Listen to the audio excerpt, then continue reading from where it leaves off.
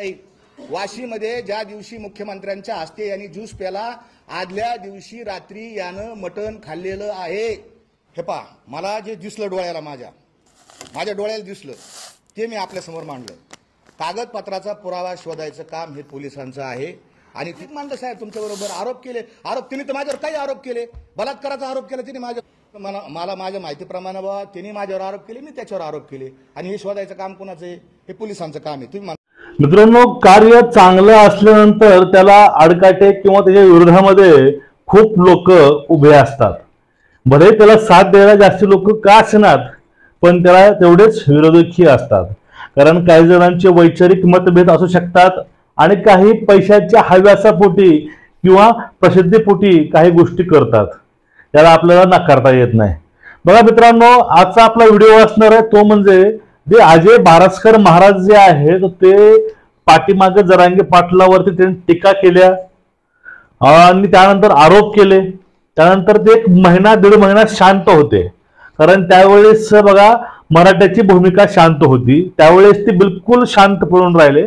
आणि ज्यावेळेस जरांगे पाटलांची भूमिका घेतली निवडणूक लढवायची आपल्या हक्कासाठी, त्यांना कळून चुकले की आपले हक्क यांना मागून मिळणार नाहीत, तर आपल्याला इथे हक्क मिळवण्यासाठी आपल्याला स्वतःला म्हणजेच आपल्या समाजातील लोकांना, गरजवंतांना आरक्षणाचा मुद्दा सोडवण्यासाठी हे विधानसभेत जावं लागेल।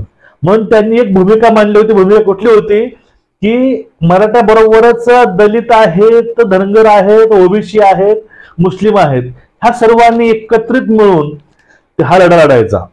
मग यामध्येच अशा गोष्टी असताना भाजपच्या डोक्यामध्ये धोक्याची घंटा वाजू लागताच या ठिकाणी परत अजय बारसकर महाराज हे ऍक्टिव्ह झालेले आहेत। मित्रांनो, मी आपला मित्र जगताप आरजे, तुम्ही बघत आहात आपलं आवडतं चॅनल। बघा, इतक्या आपल्या थोड्याशा स्वार्थासाठी, आपल्या निजी ऍटिट्यूड म्हणा किंवा एक घमंड म्हणा, यासाठी आपण समाजाची दिशाभूल करत आहात किंवा तुम्ही आडवं येत आहात, ह्या गोष्टी अजय बारसकरांना लागू आहेत सर्व काय आहेत। कारण काय, त्यांनी काल प्रेस कॉन्फरन्स घेतली त्यामध्ये सांगितलं होतं, त्यांनी परत आरोप केले। ते आरोप खूप गंभीर आहेत आणि ते आरोपावर ते सुद्धा ठाम नाहीत, त्यांच्याकडे कुठलाही प्रूफ नाही। त्यांना वाटते म्हणून ते आरोप करतात। म्हणजे महाराष्ट्रामधील जो समाज एकवटला आहे तो समाज येडा आहे आणि हा एकटाच शहाणा आहे या ठिकाणी दाखवायचा प्रयत्न ते करतात। मग बारसकर आता काय आले, त्यांना माहित आहे, भाजपला कळलं की आता मराठे हे सर्वांना घेऊन तर राजकारण उतरतील तर आपलं अस्तित्व काहीच नाही। कारण हे उमेदवार खेडेगावातून उभे राहणार होते, त्यामुळे गावगाडा पूर्ण एकत्रित होऊन उमेदवार येणार, त्यावेळेसच त्यांच्या डोक्यामध्ये घंटा वाजली आणि त्यांनी परत त्यांना ऍक्टिव्ह केलं। बघा, ह्याचं आता ऍक्टिव्ह व्हायचं कारण काय माहितीये का, एवढं गॅप ठेवून सुद्धा जरांगे पाटलांच्या सभेला गर्दी झाली आणि त्यांना पूर्ण सपोर्ट मिळतोय, त्यामुळे हे परत ऍक्टिव्ह झाले। ते सांगतात काय की जरांग्यानं ओबीसी मराठा वाद लावला, जरांग्यांनी गावागावामध्ये भांडणं लावले आणि गावागावामध्ये भांडणं लावून परत आता ते मराठ्यामध्ये भांडणे लावतात। कारण मराठ्याची बघा ग्रामपंचायतच्या वेळेस मराठ्यामध्ये भांडणे होतात, मग लोकसभेला भांडणे का होणार नाहीत? अहो, हा महाराज, हा लढा जो आहे, लढा आरक्षणासाठी लढा आहे, आपल्या हक्कासाठी लढा आहे असं समाज म्हणतो। यावेळेस त्यांची भूमिका त्यांनी स्पष्ट केलेली आहे आणि त्यावेळेस तुम्ही यावेळेस ऍक्टिव्ह होऊन तुम्ही भाजपसाठी तुम्ही काम करत आहात असं तुमच्यावरती आरोप होतोय। कारण काय, कारण जरांगे पाटलांनी हे सर्व लोक घेऊन, वंचित सोबत घेऊन जर उभा राहिले तर त्यावेळेस एक गोष्ट नक्की होणार, त्यावेळेस भाजपला घरचा रस्ता नक्कीच दिसणार। आणि पाटलाने म्हणलं होतं त्यांच्या कपाळाला गुलाल लावू देणार नाही आणि तोंडगशी पाडू, ह्या गोष्टीमुळे घाबरून भाजपवाले ह्याला ऍक्टिव्ह केलेत। कारण याचं कामच फक्त काय की जरांगे पाटलाच्या मागटला जो मॉप आहे, गर्दी आहे, ती कमी करायची आहे, त्यावरती कुठलेही आरोप काही करून त्याला त्यांच्या पाठीमागची गर्दी कमी करायची आहे, जरांगे पाटलांचा वाईट चेहरा त्यांच्या पुढे आणायचा आहे। याविषयी बघा बाळासाहेब आंबेडकरांनी मागे सांगितलं होतं की जरांगे पाटलांची व्हिडिओ एडिटिंग करून एआयच्या मदतीनं मॉर्फिंग करून ते व्हिडिओ सुद्धा व्हायरल करतील। का करतील?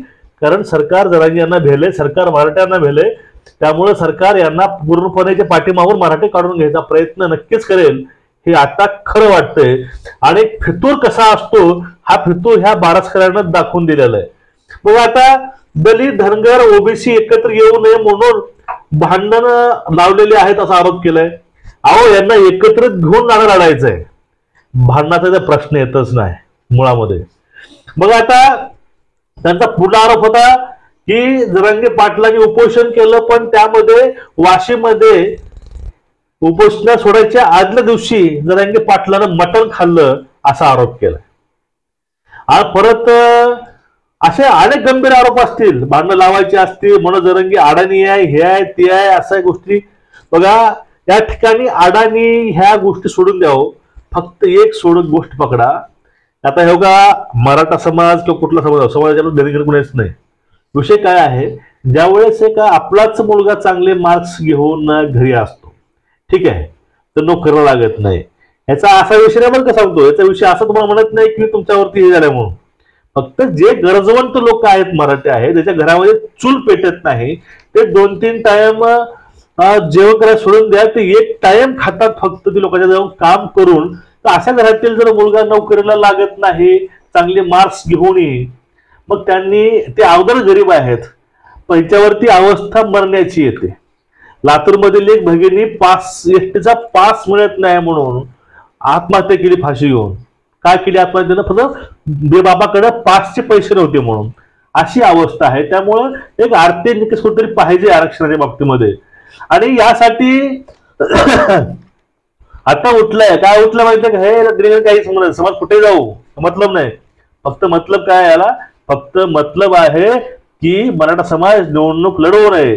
हा हरामखोरानं ह्या ह्याच्यामध्ये एकही आरक्षणाविषयी गोष्ट बोलली नाही. फक्त जरांग्यावरती आक्षेप करायचा, त्याच्यावरती आरोप करायचा. कारण भुजबळ शांत आहेत, कारण इलेक्शनमुळं भुजबळ ही बिलकुल शांत आहेत. आता हा ऍक्टिव्ह झाला त्या ठिकाणी, त्याचं कामच तेवढं आहे. आता निवडणूक लढणे परवडत नाही म्हणून हा म्हणतोय निवडणूक लढणं परवडत नाही. अहो एवढे आंदोलन करून शासनाला जाग येत नसेल, शेतकऱ्याच्या मालाला जर भाव मिळत नसेल, आरक्षण मिळत नसेल, तरुण बेरोजगारी वाढत असेल, तर यावेळेस ग्राउंड पातळीवरचे लोक जर ज्यावेळेस राजकारण जातील त्यावेळेस काहीतरी वेगळं राजकारण असणार आहे, त्यामध्ये काही शंका नाही. आपण यांना पारंपरिक मत दिले, त्यांनी आपल्यासाठी काहीच नाही केलं. एक प्रयत्न असाही करून बघूया, सर्वसामान्य सत्तेमध्ये आणून बसूया आपण, बघू काय होतंय ते. पण हे त्यांना होऊ द्यायचं नाही. त्यांना वंचिताचे, बहुजनांचे, गरीब मराठ्यांचे, धनगरांचे फक्त मत पाहिजेत. त्यांना उमेदवारी नको. ज्यावेळेस ते आपल्या हक्कासाठी लढतात त्यावेळेस हे असे खेळ करतात. फक्त यांनी मतदान करायचं, सत्तेमध्ये नाही यायचं, सत्तेमध्ये आम्हीच असणार, आमच्या घर आम्हीच मोडणार, आम्हीच भरणार, आणि फक्त वोट करायचे, फक्त असं लावून धरलेलं आहे. आता याला विचारलं पुरावा काय आहे तुमच्याकडं, जरांगे पाटलाविषयी पुरावा काय आहे? त्यावेळेस हा व्यक्ती म्हणतो माझ्याकडे पुरावा नाही, मला असं वाटतं म्हणून तसं बोलतो मी, मला जे वाटलं मला दिसलं ते तसं बोललो. पुरावा हा पोलिसांनी शोधायचा. अरे मग तू शांत बस ना, तुला काय गरज आहे मध्ये चर्चा करायची? बघतील ना पोलीसवाले, बघतील ना, एसआयटी वाले बघतील, पोलीसवाले बघतील, मुख्यमंत्री बघतील. तुझं मध्ये मध्ये येऊन बोलायची गरज काय पडलीये? तुला काय थोडी जर सहानुभूती असली असती तर तू मराठा असला असताच गरीब, तर तुला गरिबांच्या मराठ्यांची तुला थोडी काळजी असली असती. पण तुला फक्त राजकारण करायचं. आणि हा जो लढा आहे आता कुठे बघा, आता कुठे याच्या माध्यमातून आज बहुजन लोक एकत्र येत आहेत. बहुजन म्हणजे कोणते? त्यामध्ये सर्वच आले जे वंचित घटक आहे तो घटक आता एकत्र येत आहे. त्यामध्ये धनगर, दलित, त्यानंतर ओबीसी, मुस्लिम, मराठा, कुठलीही हेवे देव सोडून, सर्व गोष्टी सोडून हे एकत्र देत आहेत. काय येत आहेत एकत्र? आपल्या हक्कासाठी. आपण बाहेर राहून आपली लढाई आपण लढू शकत नाही. आपण जर बाहेर राहून लढाई लढायला प्रयत्न केला तर आपल्यामध्ये भांडणं लावले जातील आणि आपण आपल्या जी आपली मागणी आहे त्यापासून आपण दूर राहू. म्हणून त्यांनी काय केलं, हे असा पूर्ण अट्टहास मांडलेला आहे. आणि अशा बारसकरासारख्या नालायक टोरच्या लोकांना कुणीही बळी पडू नका. थोडस डोकं शांत ठेवून विचार करा. कारण आपण आपली बुद्धी गहाण नाही ठेवली कारण ना प्रकाश आंबेडकरही सांगतात की आपल्या हक्कासाठी आपल्याला विधानसभेमध्ये जावं लागेल, लोकसभेमध्ये जावं लागेल. त्यामुळे हा चांगला प्रयत्न आहे. गावागावातून आंदोलन उभं राहत आहे. त्यामुळे सर्वांनी सहकार्य करा. सर्व 12 बडतदार 18 पगड जातींनी ह्या ठिकाणी एकत्रित येऊन हा आपल्यासाठी लढा उभारलाय, तो आपणच लढा मार्गी लावायचा. हा प्रण घ्या आणि कामाला लागा. हे भविष्य हे तुमचंच असणार आहे. आणि ज्यावेळेस तुम्ही सत्तेमध्ये याल, तुम्हाला जे पाहिजे ते शेतकऱ्यासाठीचे असतील, तरुणासाठी असतील, तुम्ही कायदे पारित करून आणू शकता. त्यामुळं आपल्या वंचित लोकांचं भलं होऊ शकेल आणि आपले गरीब सुद्धा कुटुंब नंतर हसू शकतील. तुमचं एकूणच मित्रांनो याविषयी मत काय आहे, तुम्हाला नेमकं काय वाटतं याविषयी नक्कीच कमेंट करून सांगा. आणि आपल्या चॅनलला तुम्ही सबस्क्राईब करून ठेवा आणि व्हिडिओ जास्तीत जास्त शेअर करा.